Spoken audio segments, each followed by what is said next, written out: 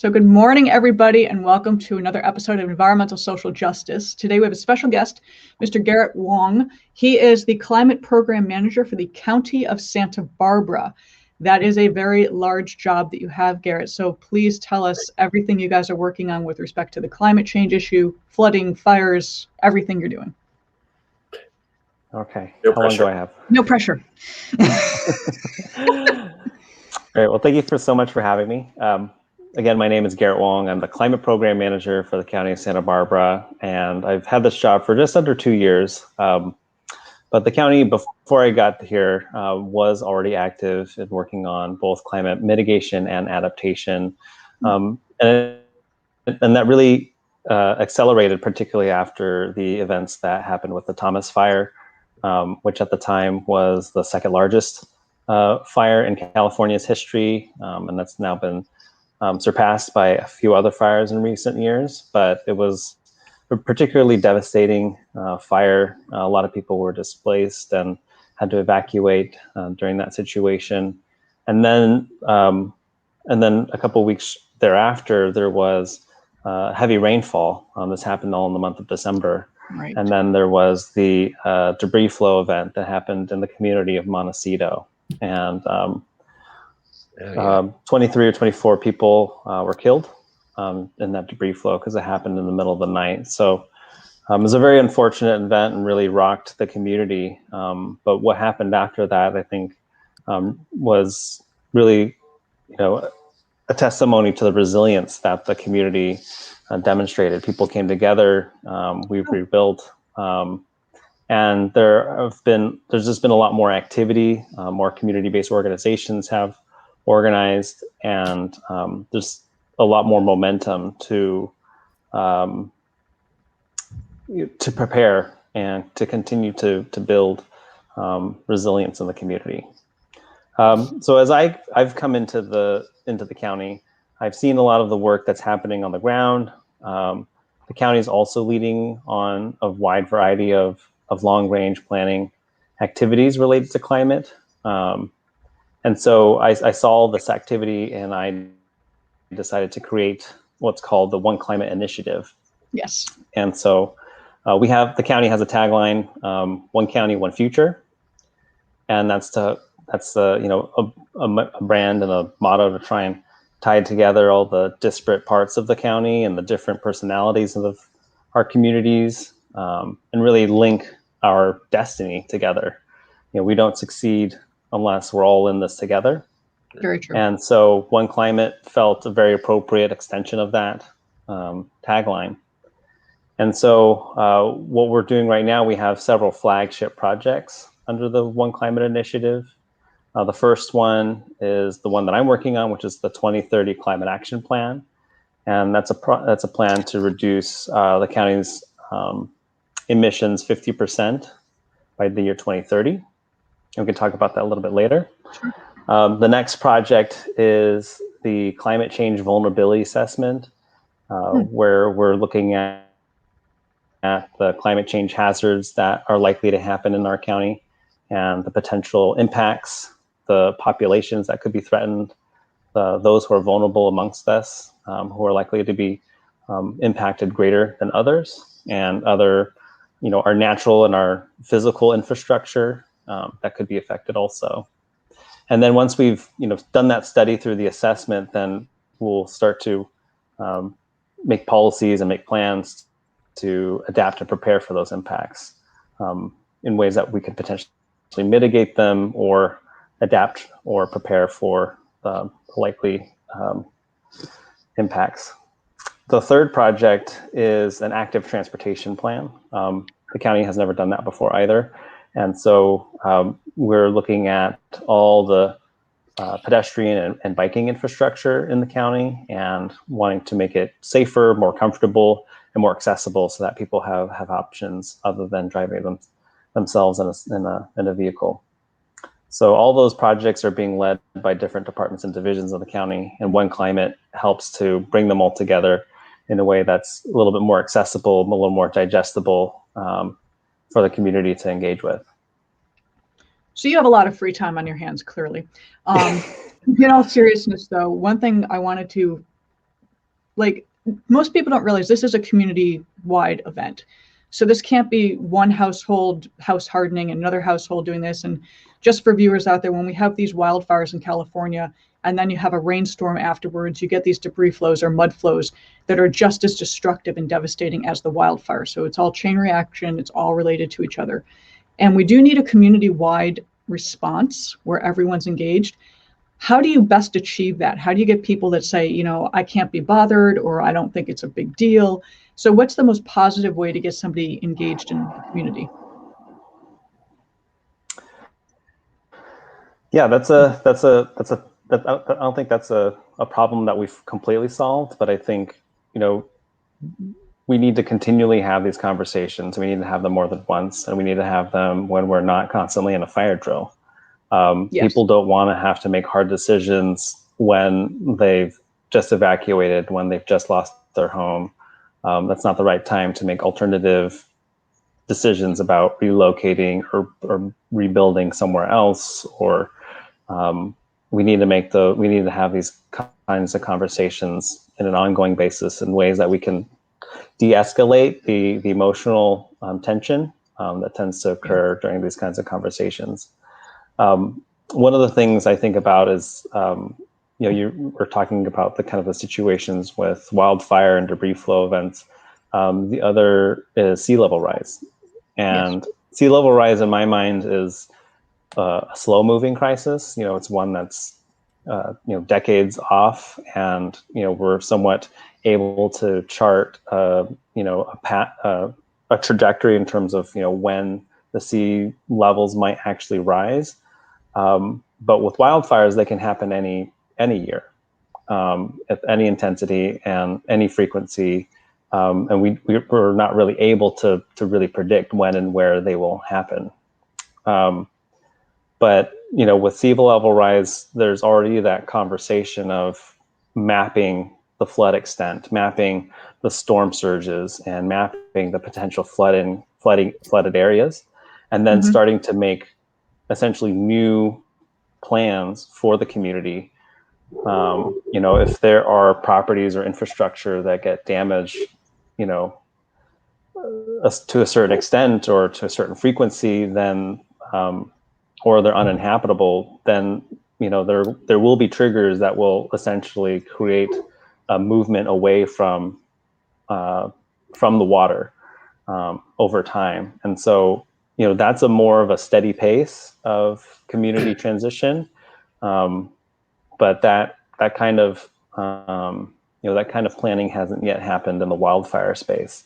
So I think, you know, being able to kind of have this whole holistic kind of community vision for the future, kind of taking into stock, you know, what are the potential impacts, where are the habitable areas, and then that, you know, we haven't even talked about, you know, the housing requirements that will also be included within these communities. So yeah, it's a perfect storm, you know, from a political standpoint, in terms of all the issues that need to come together.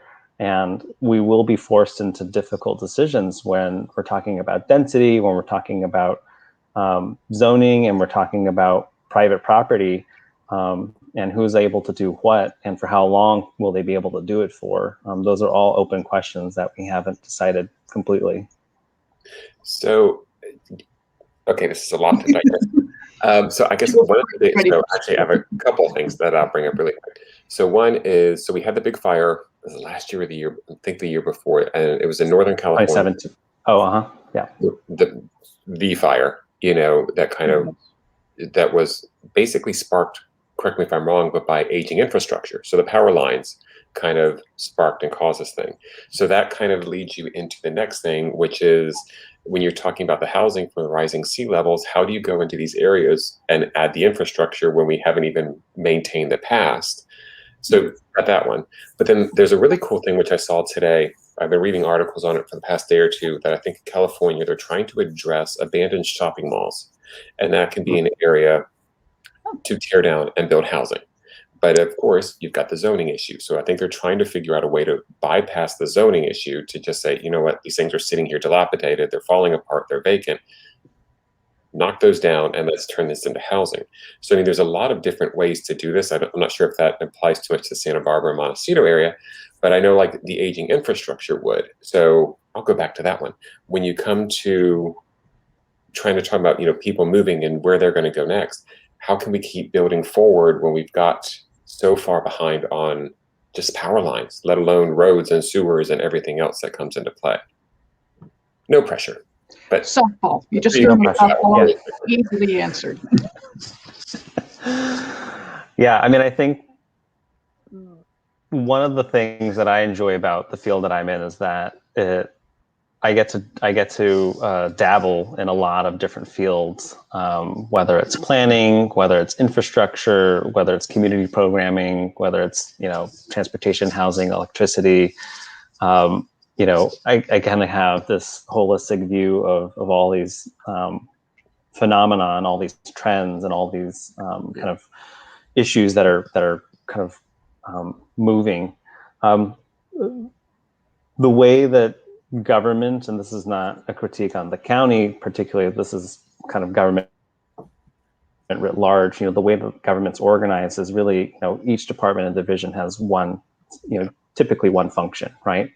And that's where our challenge is, how do we take into account, again, these multifaceted issues? Some are coming out of different fields and different sectors, but are nonetheless having some kind of impact on the work that we're doing. And then how do we make smarter decisions about, the limited time and money that we have to invest in the community when it comes to certain kinds of projects and, community initiatives? And in very simple ways, like, one of the ways that, we try to be efficient is, when governments are repaving roads, they communicate with all the utilities and all the telecommunication companies and say, look, we're going to be repaving this boulevard. We're going to be digging up the old asphalt. Now's the time to put in any conduit or any infrastructure underneath the ground that you need to do it. Because once we repave this road, you're not going to be able to come back for, at least 10, 15 years.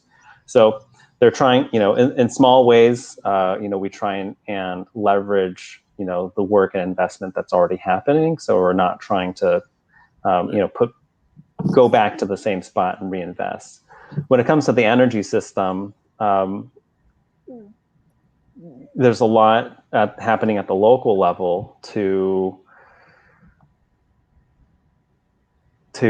so sorry, let me back up from there. So with the energy system, we're kind of in the middle, we're in a growing pain kind of moment. We're going from a grid 1.0 to a grid 2.0 situation.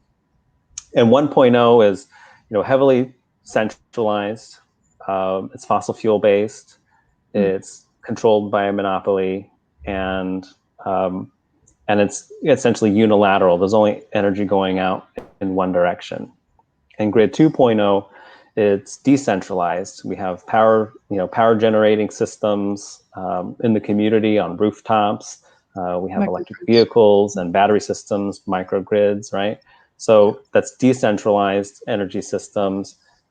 It's going in both directions. We're sending power back into the grid. We're holding on to power for the utility grid. And we're responding to signals from the utility grid to either use or conserve energy at certain times.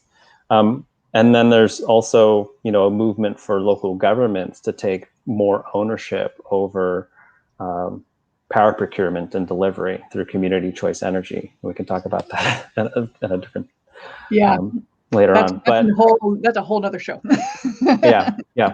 But again, so there's this transition from grid 1.0 to grid 2.0, and communities are more interested in investing in resilient energy infrastructure because we've gone through, a series of years where we've had wildfires, we've had high heat events. Yeah. The power system that's currently in place is not well served to meet these new extremes. And so we've felt the impacts of power safety shutoffs and rolling blackouts now. And now we want to have systems that we're more in control of that are serving the community's needs, particularly during these times of crises, as well as reducing the carbon emissions associated with all that. So So through community choice energy, I think there's a lot more opportunity for local governments to reinvest the money that used to be paying to our utilities and reinvest them in local projects and local resilient energy systems. So I know that a lot of utility companies, primarily energy companies or electric, they know that they have to get away from fossil fuels. They are focusing on alternative energy sources. Are they working with you for these microgrids or having these, decentralized utilities, or are you finding them to be a little more challenging? So it's a little bit of both. So the Public Utilities Commission does, so there's many different players in the system. So we have the state legislature. They've passed some bills, and that's given some direction to the Public Utilities Commission. And then the Public Utilities Commission starts to work with the utilities to say, look, you have this state mandate, and now you have to start, enabling microgrid development. Yes. Microgrids, just so people are all aware, microgrids are kind of supposed to be self-contained systems that have their own power to generate on site, their ability to store that power on site, and essentially ability to disconnect from the utility grid when there are power outages, right? So they're self-sustaining systems. But for the most part, they're connected to the utility grid, 364 days out of the year. And so these are for as much as we talk and hear about microgrids, there are not that many of them because it takes a lot of money, it takes a lot of technology. Not everyone has a technical capacity to get these things going. And so right now, as we're even talking about microgrids, there's this conversation brewing about what to do with all the solar that's on people's rooftops, because that's causing a situation for the utilities to manage when it comes to paying people for the amount of solar generation that they're putting back onto the utility grid and not consuming within their own property, right? So microgrid is a wholly, is even a further extension of that. And so all that means is basically, this grid 1.0, it's grid 1.0 to 2.0 shift is kind of really kind of putting the utility against itself in certain ways. It's business, utilities business model as it is right now in California is really based on infrastructure. They're getting told and they're getting paid to build the distribution and transmission lines that connect our communities and then to make them safe. We could have a whole nother conversation about whether or not they're doing a good job on that, but that's what they're getting paid to do. Yeah. That's, that's where the investment goes. And so if there are more decentralized systems in the communities that will essentially obviate the need for that investment, we're taking a bit of their, we're taking a cut from their, from their bottom line. And so, yes, they want to be good actors in the sense that they don't want to be responsible for more outages, for more wildfires, and public health and safety issues related to their infrastructure and their systems. But at the same time, they are still very large industries that are needing growth in their business model. And so, I think that begs the question of whether or not they are the right entities to deliver some of these programs. And so, again, community choice energy programs are a good alternative to those systems. Municipal utility districts are good alternatives to those systems as well. But those are, those can be pretty radical shifts from what people have come to expect from their local government. Yeah, I mean, I've talked to several people within the utility companies, primarily electric companies, and they do know change is coming. They do know that they need to adapt and modify their previous historical actions, but change is hard. Change comes slowly, and unfortunately, our time frame is not allowing for that slow change. So we do need to kind of kick it into a higher gear and do things more quickly, especially with microgrids. I've been talking about the necessity for that for years. But shifting over to floods, because you do have the best of both worlds. You have the flooding issue and you have the fire issue. I do know that University of Santa Cruz is heavily involved in flooding mitigation and shoreline restoration.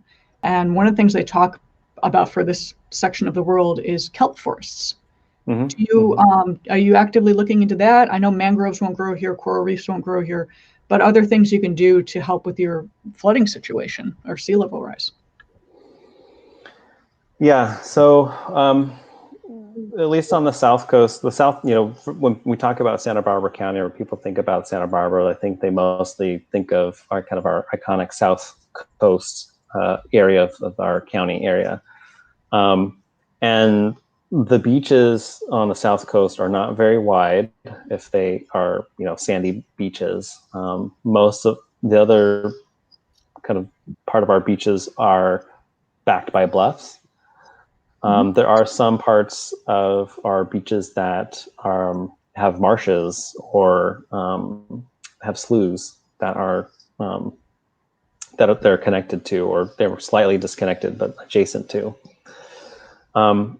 And so we are having conversations around sediment management and both natural as well as manual management.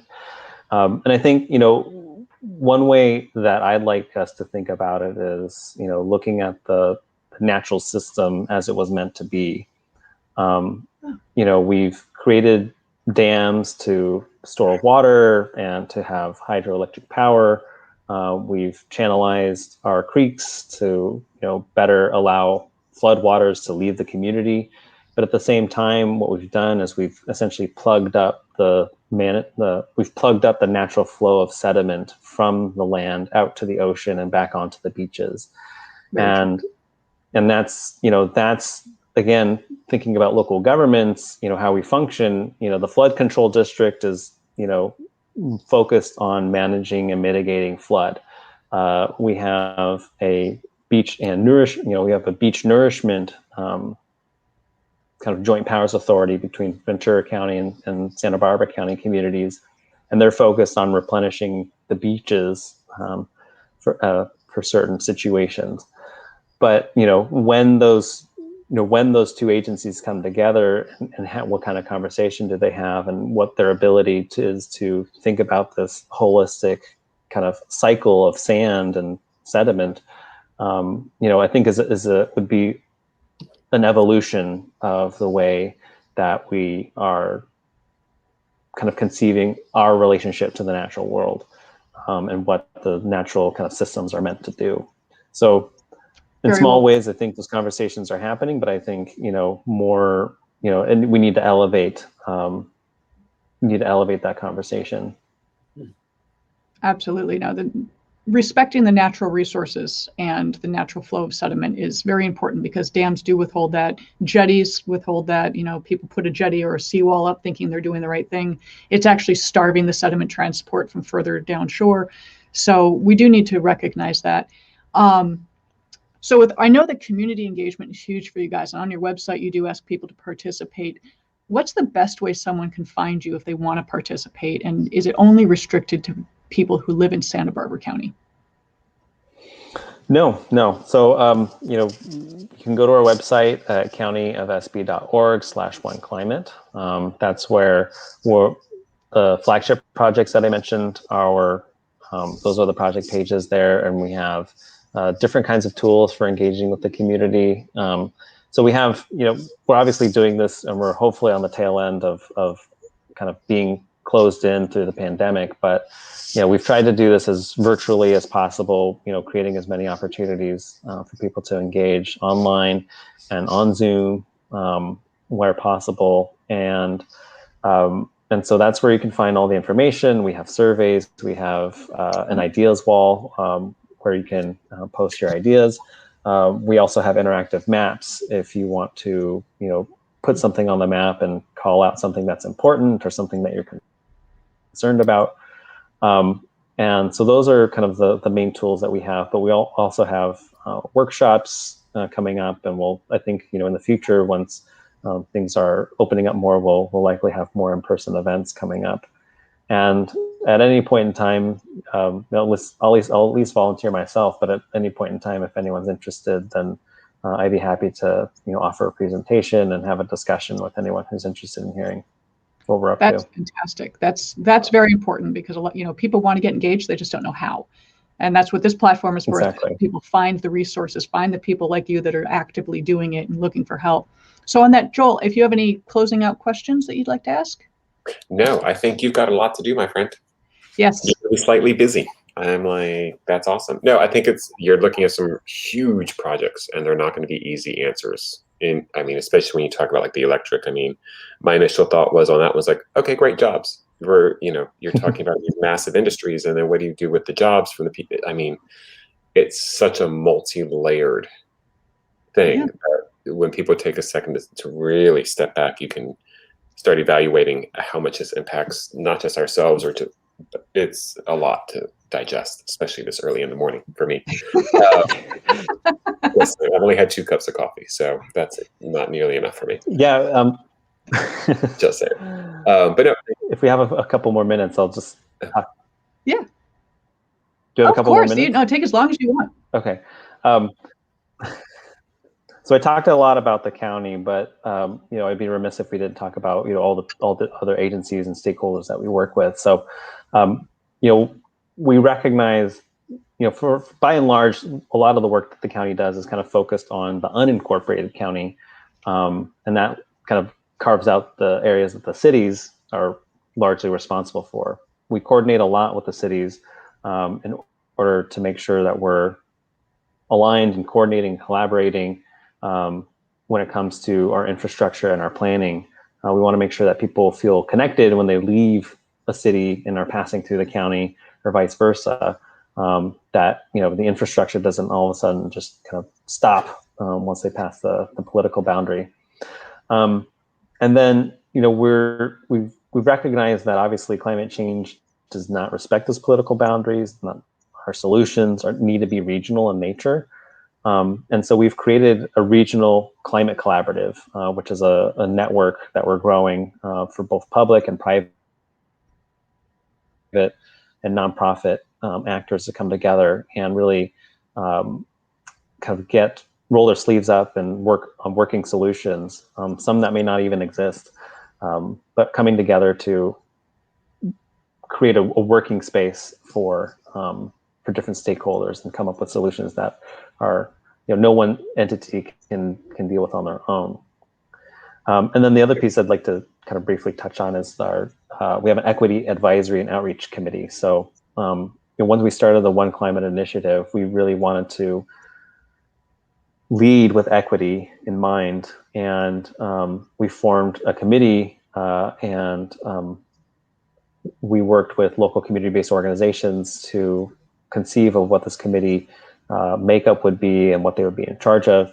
And we really wanted to leverage the county's role in all the different projects that we have going on and really kind of funnel the work through this committee. So that way, different departments and divisions or different agencies and the cities wouldn't have to come up with their own equity committees because they don't have the same amount of resources and time and effort to pull it together. So hopefully what we're creating and will be a long-standing institution, one that will have more regional impact and influence when it comes to really bringing equity into regional planning and governance.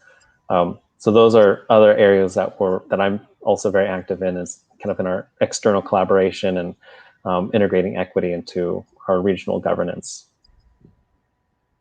No, it's extremely important, actually. And I'm glad you brought that up, because I did have it written down as one of the bullet points to discuss. And I was so focused on fires and flood, I forgot to bring that up. So thank you for bringing that in. There's people also in the way of those fires and floods. So we got to talk about the people too. Yeah, a lot of people don't understand when we do have the fires and floods, you do have something called climate migration, where people are displaced from their homes. And it's either the home's completely gone or they can never go back. Climate Resolve did a great paper on that after the Woolsey fire, of the climate migration issue, because a lot of people were forced to leave. I'm sorry? or they just can't afford to go back.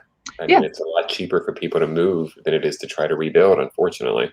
Especially if you don't have sufficient insurance, which the insurance side is my background, and that's a whole nother discussion, is how the insurance industry is responding to all of these brand new issues that we have with climate change. But on that, thank you so much. And again, Garrett Wong, County of Santa Barbara, you have a very large job, and I thank you for doing that. Yeah, it's just easy peasy. Hopefully, I don't do it alone. We definitely have a team, and we have a lot of other folks in the county who are working on their part as well. So excellent. I here get to talk about it. Just take the credit. It's fine. All right, thank you. It's all you. Well, thank you guys. This has been awesome, and thank you for sharing everything you guys are working on, because it's hugely important to address these climate change issues, especially in an area where you're so heavily affected by both fires and floods, and helping with the equity. So thank you again. This has been wonderful. Thank you for having me. Awesome. And we will see you guys later. Bye.